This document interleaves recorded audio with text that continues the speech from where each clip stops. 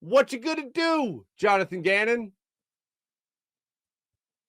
35 points? That's not exactly a great showing. That makes you a little nervous. That goes, it's not a dominant defense by any means against what was supposed to be a subpar offense. How about the Lions winning, like I said yesterday, against the Commanders, Carson Wentz and the Commanders.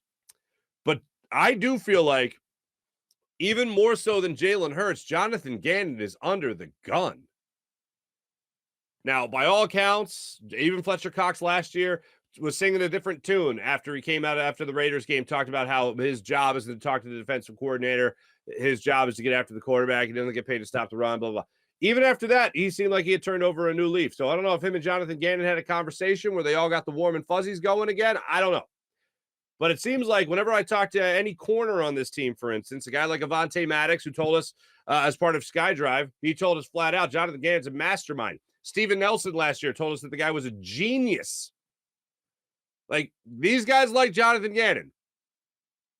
And now you're giving them bigger pieces to the puzzle? Like those 2 draft picks I mentioned, Nakobe Dean. I'd like to see him see the field a little bit.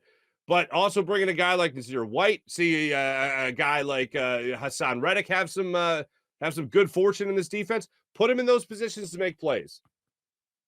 That's what I want to see in this. That's what I want to see in this game. This would be a great statement game for the Eagles and their defense and Jonathan Gannon. If you're able to somewhat contain, I'm not going to say stop, but I'm going to say somewhat contain a guy like Justin Jefferson.